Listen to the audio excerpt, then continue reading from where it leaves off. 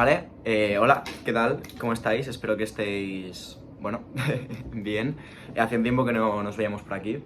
Me está costando un poco, la verdad, de decir todo esto y ahora os voy a contar un poco como la idea de por qué, como muy resumidamente, porque es un poco como el sentido que tiene este vídeo. No sé cómo lo voy a titular aún, algo así como experiencia de lectura o blog de lectura, aunque eso suena fatal, de Ser y Tiempo.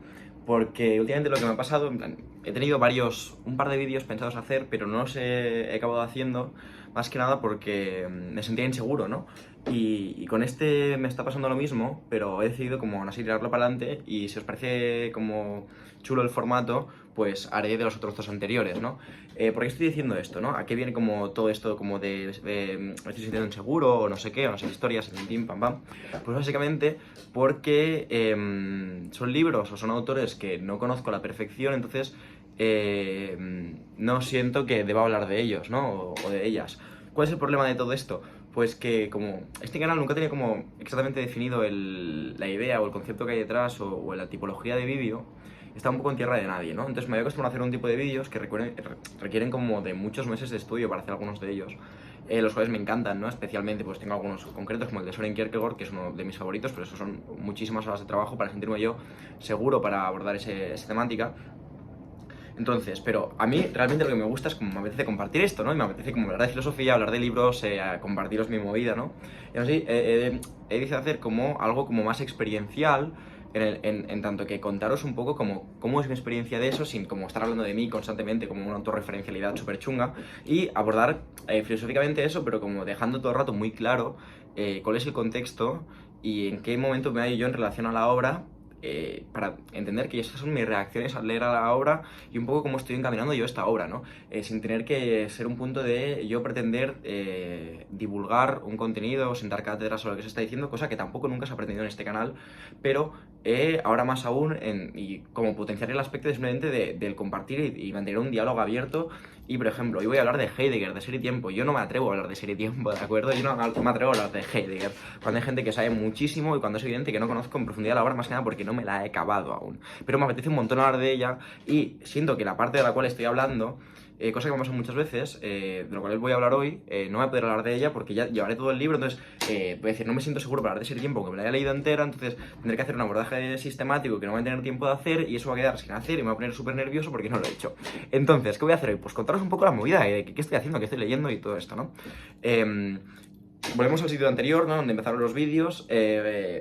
Estoy grabando directamente, se enfada porque como ya es como época de depresión, son las 5 de la tarde y no hay luz, entonces me estoy iluminando porque no tengo ni trípode ni luz, no tengo una mierda, me estoy iluminando con lo mítico del Ikea para iluminar cuando estás leyendo en la cama, ¿no? De hace como 15 años, pues con eso me estoy iluminando, que está incluso en mi peluche, que luego os lo enseño si queréis.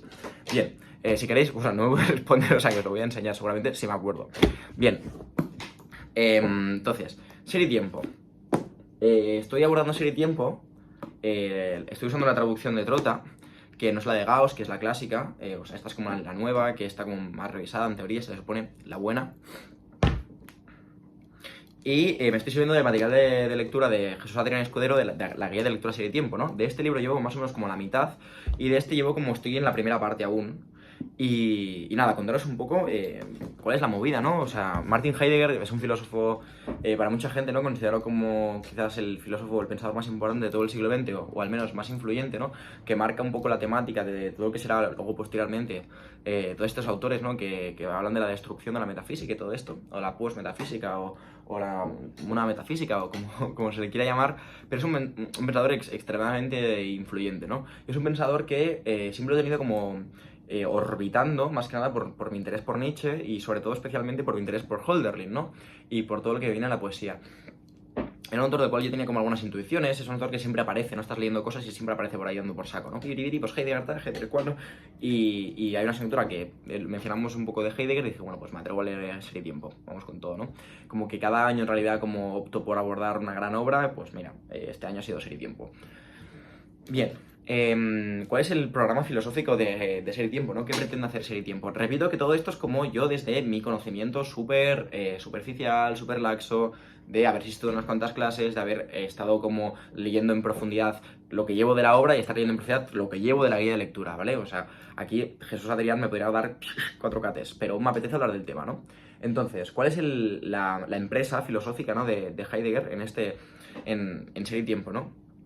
Bien, Ser y Tiempo, como parece que todas las grandes obras filosóficas es una obra, bueno, igual que la crítica de la razón pura, vamos a decir, es una obra propedéutica también, es una obra preparatoria, ¿no? Ser y Tiempo no es la obra, es una obra que prepara el terreno para la auténtica pregunta que quiere abordar Heidegger, y aún así es una obra inacabada, ¿no? Ser y Tiempo, este libro es un libro inacabado, es un libro inacabado en 2 sentidos, en tanto que faltaba una tercera parte que no se publica, que él iba a publicar y no publica, y falta una segunda parte, digamos, del proyecto, que es la destrucción de la historia de la antología y la reapropiación crítica de la misma, lo que sería una deconstrucción. Entonces, la cosa, lo que se quiere decir aquí es que es una obra inacabada, ¿de acuerdo? Es un proyecto inacabado, aunque es una de las obras de juventud de Heidegger, ¿no? Después de esto habrá la famosa Quere, donde hace como el viraje, ¿no? Heidegger, y cambia un poco su empresa filosófica, aunque se sigue preguntando por lo mismo, ¿y qué es todo esto que estoy rodeando, para no decir el sentido del ser, ¿no? Heidegger considera que el tema fundamental de la filosofía es la pregunta por el ser, ¿no? Es aquello, o sea, la pregunta ontológica que luego en todas las áreas ónticas, es decir, que luego explicaremos un poco qué es esto, espero si puedo hacerlo, se bastarán de ella, ¿no? Es como Heidegger tiene la visión de la filosofía como un saber primero, ¿no? Como el saber desde el cual se derivan todos los demás, ¿no? Es decir, Heidegger considera que hasta que la pregunta por el ser no haya sido abordada, todas las demás áreas de investigación específicas no deberán ser... o sea, no podrán ser abordadas en su totalidad, ¿no? Digamos.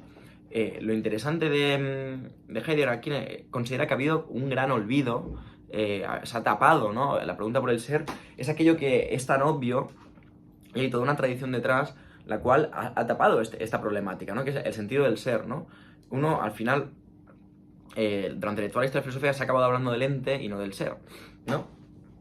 Entonces, ser ente, Leo, ¿qué estás diciendo? ¿Qué me estás contando? Bien. El ser, pues, es como... el sentido del ser, ¿no? Se pregunta Heidegger. No es una cosa fácil de responder, o sea, bueno, él no la puede responder, ¿no? Pero digamos que es una cosa tan obvia y, entre comillas, pone siempre Heidegger, porque digamos que el ser viene a ser algo tan sencillo como la mesa es, el cielo es azul, pero este es, ¿no? Que Kant de alguna manera interpreta como cópula, pero de un sentido como más analítico, evidentemente que a Heidegger no convence, es donde está el medio de la cuestión, ¿no? El sentido del es, ¿no? El sentido del ser, de las cosas y de los entes y el ser en su totalidad, ¿no? Los entes son los objetos, la totalidad de las cosas, ¿no? Las cosas son entes, ¿no? Entonces, para Heidegger se pregunta cómo encontrar el sentido del ser, ¿no? Entonces, no es una pregunta que es por dónde empiezo, ¿no? Entonces, Ser y Tiempo es como una obra preparatoria para poder acceder luego a la pregunta por el ser, ¿no? Entonces, en Ser y Tiempo, ¿qué se aborda un poco, no? Pues se aborda multitud de cosas, pero fundamentalmente se hace un análisis del Dasein, ¿no? ¿Y qué cojones es el Dasein, no? Es una palabra muy usada dentro de los ámbitos filosóficos, ¿no? Pero vamos a decir que es muy mal usada también, ¿no? Y es un tema que debo reconocer que fui también presa de eso. Yo la primera vez que escuché Dasein me quedé como flipando de, ¡buah, esto es la hostia, esto como mola, ¿no? Pero realmente ahora leyendo el texto me doy cuenta de que realmente no había comprendido lo que era el Dasein, ¿no? Cosa que ahora tampoco hago, pero como mínimo estaba mal encaminado, ¿no? Considero. Quizás luego le doy la vuelta y me doy cuenta que esto que pasa siempre, ¿no? Que todo círculo es una espiral. Entonces, lo interesante del Dasein, ¿no? Que se opta en esta traducción en concreto por dejarla en el palabra en alemán. Dasein significa ser ahí, ¿no? que Heidegger se traduce como ser ahí, ¿no? Que Heidegger lo pone en mayúsculas, por cierto, y ser ahí, pero lo importante es que no debemos caer en entender que el ser ahí es en tanto que presencia, ¿no? Porque esto es lo que Heidegger llamaría la existencia, ¿no? Que sería lo contrario a la substancia en la ontología clásica, ¿no? Y la existencia significa como el ser presente, la mera presencialidad, ¿no? Y se ha entendido que las cosas, ¿no? Las cosas, el problema que ve Heidegger, uno de los principales problemas es que las cosas siempre han estado ahí y se las ha entendido como presencia, ¿no? Como aquello que está ahí, ¿no? En un sentido como de estar, ¿no? No de ser, ¿no? Entonces, ¿cuál es el problema de entender las cosas en su presencia, ¿no? Pues el problema es que para Heidegger evaden como un tema fundamental que es la temporalidad, es decir, la dimensión temporal de la cosa, ¿no? Si la cosa meramente está presente, no se está teniendo en cuenta toda su historicidad y todo su transcurso, ¿no? Si esta mesa, como su mera presencia, o sea, esta mesa, la silla, se está dejando de lado todo ese transcurrir de la silla que ha tenido, ¿no? Esto yo es como una lectura que a mí me gusta hacer de esta manera, ¿no? Y toda su dimensión, que para mí esta silla ya, yo estoy ya un poco como yo de la cabeza, pero estos días, ¿no? Estas semanas que ando leyendo a Heidegger, tengo la sensación que esta silla es más verbo que no o sea, en catalán, que no sustantivo, ¿no? Es decir, me gusta me gusta mucho más ver a esta silla como verbo que como sustantivo. Y lo que estás diciendo de ver una silla como verbo, pues me gusta pensar, ¿no? Y un poco lo que estoy entendiendo de todo esto es que esta silla tiene como forma parte de un mundo en el cual como hay unos horizontes de sentido y hay una especie de significaciones y de experiencias borradas, es decir, yo mantengo una relación activa y dinámica como en esta silla en una temporalidad, es decir, yo no tengo una relación estática con esta silla, yo me siento y me levanto de esta silla, ¿no? Y estoy cansado y me siento, y aquí me he echado siestas, y aquí he llorado, y aquí he escrito cosas importantes, ¿no? Y aquí he comido y me he alimentado y he hecho lo más mundano y lo más trascendental en esta puñetera silla. Es decir, no es una cosa estática, ¿no? Pero bueno, me he ido un poco de rama. Entonces, estamos diciendo que Heidegger quiere preguntarse por el sentido del ser, ¿no? Entonces, se da cuenta hay una problemática, es que es cómo accedemos al ser, ¿no? Porque en los entes, es decir, en la silla, en el sol, en la planta, en la guitarra, en el suelo, o sea, en este suelo, perdón, se me había enganchado el ojo. Me pareció un loco haciendo ese gesto, a veces me pasa que me enganchan los ojos, ya está. Qué desastre. En una zapatilla, por ejemplo, pues en estos objetos hay un ser, pero el ser no nos es accesible, ¿no? Entonces, Heidegger se pregunta en qué ente se puede tener acceso al ser, o el ser se manifiesta, ¿no? En tanto que fenómeno. Pero que es una manifestación que es una ocultación, ¿no? Ahora entraremos a un tema muy, muy fundamental para Heidegger. Pues en lo humano, el humano, en el concreto, ¿no? Y aquí es donde llegamos al término de Dasein, ¿no? Y la cosa es, pues, ¿qué coño es el Dasein, no? Que lo que he dicho, pues, el ser ahí. Pues el Dasein, que es lo humano, es aquello que el ser, de alguna manera... O sea, en términos de Heidegger dice que lo propio del ser humano, o sea, del Dasein, es que está obligado a ser. Entonces, el ser es tener que ser, ¿no? Es estar vivo en tanto que tener que estar vivo, ¿no? Y la movida aquí es que nosotros tenemos acceso a la pregunta por el ser, ¿no? O sea, el Dasein es aquel ente que se puede preguntar por el sentido del ser, que tiene un acceso privilegiado al ser, dirá Heidegger, ¿no?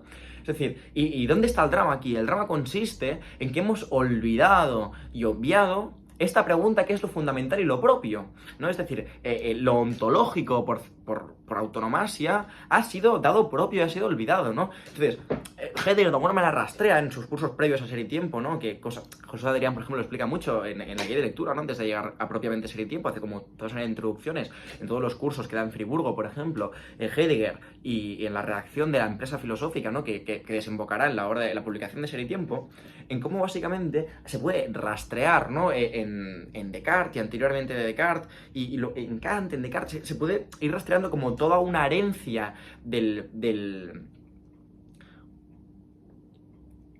ser que ha sido obviada, que no ha sido cuestionada, que no se ha hecho la pregunta correcta, ¿no? Cosa que Bergson siempre pone a dilucir, por ejemplo, ¿no? ¿Por qué motivos? Es decir,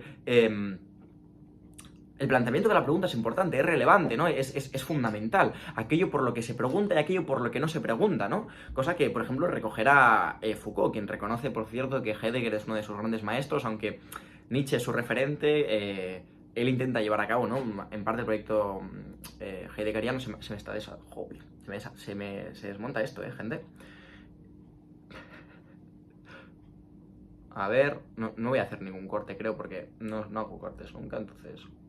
Vale, ya está. Entonces, la movida aquí es cómo podemos acceder a este ser, ¿no? Heidegger, hay que hacerse una reapropiación, una destrucción de la ontología, ¿no?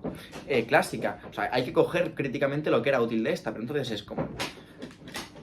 Si el Dasein es el lente en el cual se puede acceder al ser, que es la pregunta fundamental, la pregunta por el sentido del ser, habrá que hacer toda una analítica del Dasein. O sea, habrá que entender cómo funciona el Dasein y luego interpretarlo a la luz de la temporada, a la luz del tiempo, ¿no? De la temporalidad, de la historicidad del Dasein, de aquello que se da en el tiempo, ¿no? Porque lo propio del Dasein es que se está dando en un tiempo, es un ente que se da en el tiempo, ¿no? Entonces habrá que analizarlo, entonces habrá que hacer toda una analítica, que es lo que será la analítica existencial o la analítica existenciaria, ¿no? Depende de qué traducción se use, para acotar, básicamente, el Dasein, y una vez tengamos acotado al Dasein, se haya hecho toda una hermenéutica del Dasein, podamos, una vez hecho todo esto, preguntarnos por el sentido del ser, porque si en el espacio en el cual se revela el sentido del ser es el Dasein, habrá que hacer un análisis del Dasein ontológico para luego poder acceder al ser. O sea, esto es tochísimo, esto es gigante, esto es gigantesco, esto es enorme, ¿no?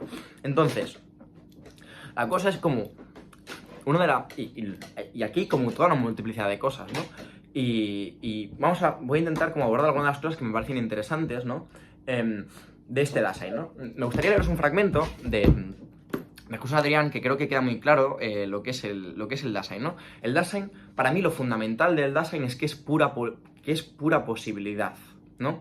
Que es apertura, ¿no? El término apertura es muy importante, ¿no? Y por eso mismo, como el Dasein es pura posibilidad y esa apertura, cuando se conoce y se revelan las cosas, no hay una conciencia, una autoconciencia, hay un hacerse transparente. ¿Por qué? Porque Heidegger está intentando romper una cosa que yo siempre menciono mucho, y la dicotomía de sujeto y objeto. O sea, Heidegger pretende como esquebrajar y superar el binarismo sujeto-objeto, ¿no? En general, toda una serie de binarismos, especialmente el de sujeto-objeto, del cual es víctima toda la tradición metafísica, ¿no? Especialmente lo vemos en una de sus máximas potencias en Kant, ¿no? Donde entre el sujeto, ¿no? El sujeto trascendental, el yo trascendental, aquello que de alguna manera tiene un no sé qué, que es capaz de organizar toda una serie de representaciones que se dan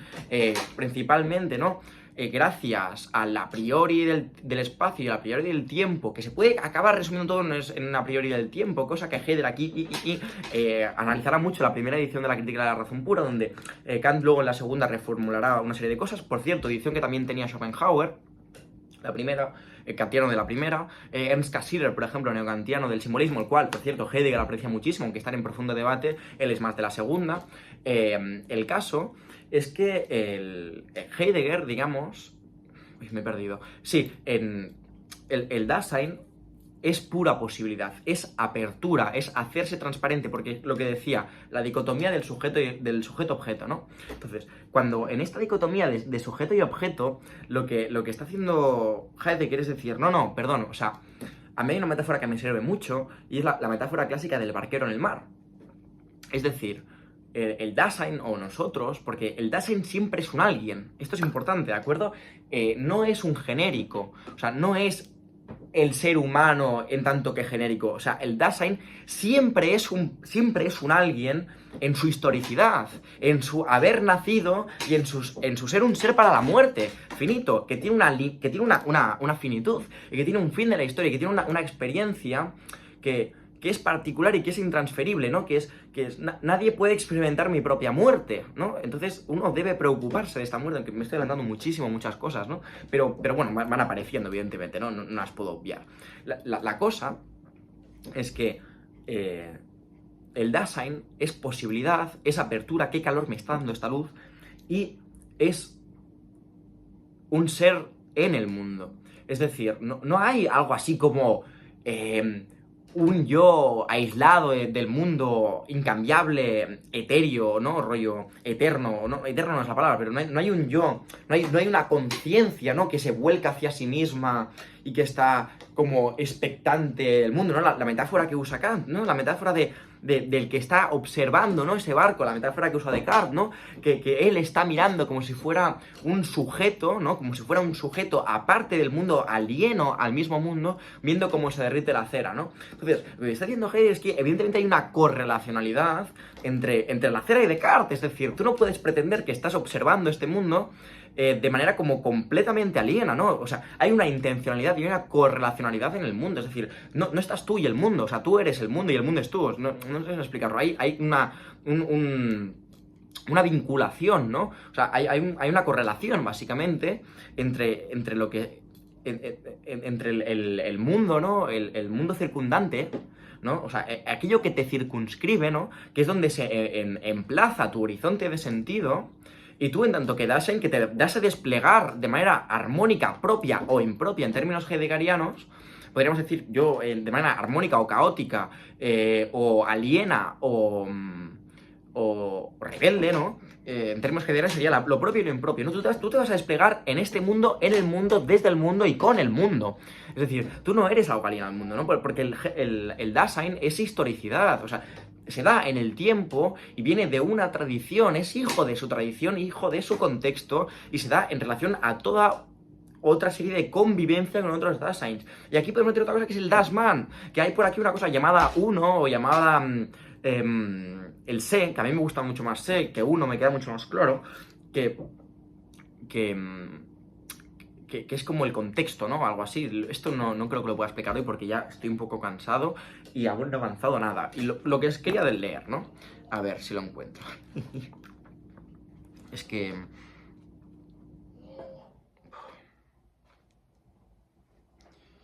me cago en la leche, espero que no lo escuchéis esto. Me cago en la puta. Voy a parar de grabar, ¿eh? Esto es horrible. Luego continúo, ¿vale? Vale, ya está, ya he parado. Bien, es que era un ruido un poco desagradable. Dice lo siguiente. El Dasein, como se verá más adelante, es pura posibilidad e indeterminación, ¿no? Es una obertura, no está predeterminado, no hay una esencia previa a esa existencia, ¿no? Es decir, esto resuena muy sartreano, ¿no? También. Pero es importante pensar que Heidegger luchará también contra aquellas concepciones de algo así como la esencia, ¿no? Heidegger dice que la esencia, entre comillas, del Dasein es la existencia y nada más que la existencia. Y la existencia es pura posibilidad e indeterminación que será determinada a través de una serie de actos, que aquí es donde entra el sorge, es decir, el cuidado, ¿no? La ocupación y la preocupación, ¿no? Donde se decidirá de alguna manera lo propio o lo impropio, ¿no? Lo que le es propio al ser, ¿no? Que es ese preocuparse, perdón, en tanto que el ser para la muerte, que decide, ¿no? En una libertad dentro del contexto del Dasman, del Se, de las habladurías, del se dice esto, se dice lo otro, que es como aquello que es todo, somos todos y a la vez ninguno de nosotros, en tanto que una serie de sesgos que se puede traducir, pero que no es bien eso, como la alienación, ¿no? Como se dice que esto es así, el se, ¿no? Que es como un impersonal, es una indeterminación, pero que el ser humano es arrojado a ese Dasman, ¿no? Cuando cae hay una Versfallen al mundo de las cosas. Pero bueno, bien. Dice así. A este respecto, dice, bueno, la peculiar neutralidad del término Dasein resulta fundamental para el análisis formal de sus modos de ser, pues la interpretación de este se realiza antes de cualquier concreción fáctica. La neutralidad del Dasein es anterior, previa a cualquier concretación óntica de su individualidad. Es decir, lo propio del ser es lo ontológico y lo propio de los entes es lo óntico, ¿no? Las interpretaciones ónticas es lo concreto, ¿no? Porque Heidegger lo que está buscando, he cogido un vaso, es definir ontológicamente las estructuras del ser, pero no sus determinaciones concretas. No si yo cojo o no cojo este libro, sino las determinaciones de mi Dasein, que me pueden llevar o no a coger este libro, pero no están analizando si yo cojo el libro o no. No es una filosofía práctica, aunque se haya hecho esta lectura, no es una lectura existencialista, ¿no? Él pretende pretende ontologizar, de hecho, la filosofía práctica, ¿no? Porque hay una influencia fundamental de Aristóteles, ¿no? De hecho, es interesante ver cómo coge, básicamente, curiosamente son, ¿no? La teoría... La tecné y la praxis, ¿no? Que es, digamos, la poiesis, la phronesis y nunca me sale la palabra, qué desastre. Pues eso lo traspasa al sorge, el desorge, que es el cuidado, la ocupación, la preocupación y la solicitud. Pero bueno, que será aquello que atañe básicamente al Dasein en particular, a los entes, que es los objetos, o la multiplicidad de las cosas, o los otros Daseins, ¿no? Bien, entonces dice así. Ontológicamente hablando, el Dasein es asexual. Sí, todo Dasein puede determinarse fácticamente por su género, sexo, religión, cultura, ideología y etnicidad, pero solo puede hacerlo en cuanto que es un ser de posibilidades, ¿no? Que es lo que le interesa a Heidegger. Ontológicamente hablando, el Dasein es asexual, pero esta ausencia de sexo no es simple negatividad, al contrario, encarna una positividad originaria que encierra la posibilidad de una concreción humana fáctica, elegida y asumida en cada caso por el propio Dasein. El Dasein no es un existente concreto, una mujer concreta o un hombre concreto, una persona concreta de cierta etnia o confesión religiosa, sino fuente originaria de toda posibilidad previa a cualquier determinación concreta. Por tanto, este Dasein neutral tampoco es un yo encapsulado, un individuo óntico aislado, ¿no? El Dasein encierra la posibilidad de toda determinación, dentro de una libertad y dentro de una elección, ¿no? Es libertad y pura elección el Dasein, ¿no? Excepto que nosotros. Entonces, la cosa de esto implica que si nuestro ser es como esto, o sea, nuestro ser es esto, perdón, no. Nuestro ente es así, ¿no? Es que aquí hay que ir con mucho cuidado con las palabras. Y tenemos una posibilidad, hay una responsabilidad, por tanto, hay un cuidado de sí y de los otros, ¿no? Por tanto, aquí muy rápidamente, tendremos dos opciones, ¿no? El aceptar esta responsabilidad, ¿no? Es este ser para la muerte, ¿no? Esta llamada de la conciencia propia y aceptar el sobrecogimiento de la angustia en tanto que somos responsables, entre comillas, ¿de acuerdo? O bien huir en la mundanidad, en el mundo de las cosas, en el mundo de los entes, ¿no? A la mano o a la vista, y refugiarse en el Dasman, en el sé, en el uno, en los sesgos, en lo que sea, para ocuparse de las cosas, ocuparse del mundo y no preocuparse del propio ser, ¿no? Es decir, Heidegger hay una frase muy conocida que dice, el Dasein, o sea, el ser humano vive más lejos, suele vivir lejos de su ser y no cerca de su ser. Porque esto me viene una cosa y con esto ya cerraré el vídeo, que me parece interesante, que es como, está siendo un poco caótico esto, pero me apetecía hacerlo así, que es como Heidegger, básicamente, que es un tema que no había mencionado aún y es como muy relevante, es el tema de Heidegger considera que es un error, por lo que antes me he quedado a medias diciendo, que es el tema del barco, del barquero. No tiene por qué haber un privilegio de lo teorético, de la manera de estar en el mundo contemplativa y teórica, en el mundo, no hay más conocimiento ahí, no te está diciendo, no tiene un privilegio ético y epistemológico, ¿no? Ético y teórico, que es lo que se encuentra, por ejemplo, en Aristóteles, la vida contemplativa. ¿Por qué? Antes que decía, ¿no? Heidegger está en contra de esta visión del sujeto que puede ser un mero observador, ¿no? Del mundo. Pues lo que diríamos desde Heidegger es el Dasein, nosotros, o sea, este alguien siempre concreto, tiene un cierto conocimiento del que es el ser. Porque lo usa, porque se relaciona con el mundo, porque está familiarizado con el mundo. Es decir, yo cojo esto sin tener conocimientos de biología, pues yo qué sé, de física, y puedo hacer así sin tener como un conocimiento, y sé que esto va a volar y puedo calcular más o menos dónde tirarlo para que caiga, sin tener un conocimiento de cómo funciona exactamente la gravedad y mil movidas de aerodinámica y demás cosas, ¿no? Es decir, estamos familiarizados con el mundo, estamos ocupados en el mundo, es decir, somos funcionales. entre comillas, a no ser que esa es una familia tradicional, ¿no? Entonces, somos funcionales, por lo tanto, estamos familiarizados con el mundo sin tener que tener una actitud teórica ante el mismo, ¿no? De hecho, hay tiempo para esta actitud teórica es precisamente cuando dejamos de estar ocupados en el mundo, cuando hay una cierta fisura, ¿no? En la ocupación de las cosas, en el mundo de las cosas.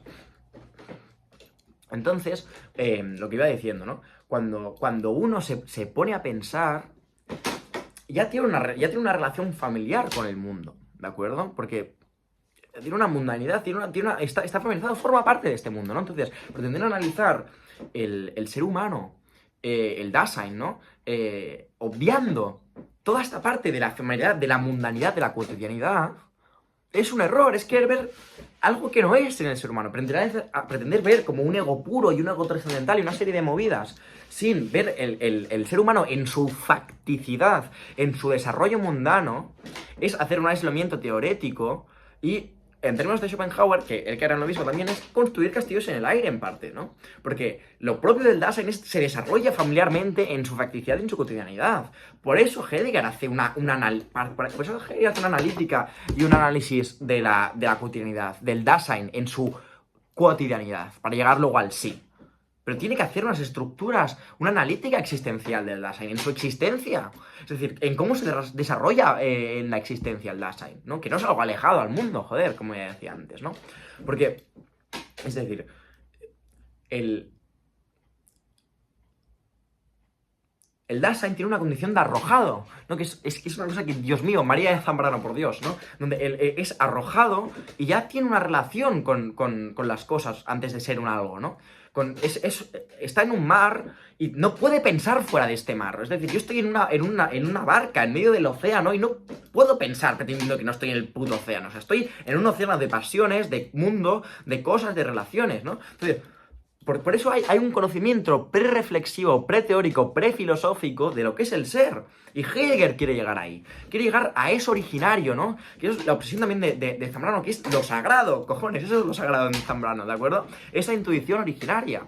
Y ya está, y ya está. Podría decir muchas más cosas, pero lo vamos a dejar aquí porque si me va a empezar la castaña, me va a empezar a dar como muchas vueltas y haré otro vídeo sobre esto si os apetece. Y prometo los demás ser un poquito más estructurados, ¿de acuerdo?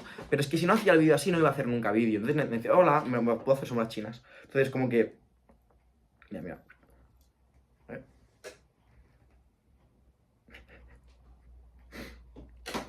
Entonces como que necesitaba en parte también sacarme este vídeo de una manera más así para como desbloquear la ansiedad y el miedo a subir vídeos, estas movidas. Entonces si lo hago así me siento más cómodo, entonces como puedo volver a pillar el hábito, ¿sabéis? Eso os quiero decir. Y quería comentar ya por último, no, esto ya lo haré otro vídeo si queréis, o lo hago más, hacer más tipo vlog, es que quizás lo alargo mucho ya, que os quería contar como más experiencia personal y cómo estoy relacionado también como personalmente con Zambrano y mil movidas, pero si os gustaría un contenido más así, decidme. Y tenía pensado hacer como 2 vídeos, uno sobre Merleau-Ponty, que habla básicamente de el ojo, tanto que, bueno, un ensayo que tiene sobre el ojo y el cuerpo y el arte que es precioso y me gustaría comentarlo, y un texto de Jean-Luc Nancy que tiene sobre la embriaguez, que también me parece espectacular. Pero sería como un formato mucho más chicharrachero, ¿no? Por decirlo de alguna manera, menos serio. Si os apetece lo hacemos y bueno, ya haremos un directo o algo así. Espero que os estéis cuidando un montón, espero que no pase tanto tiempo hasta que vuelva a subir vídeo y nada, un besote. Chao, chao.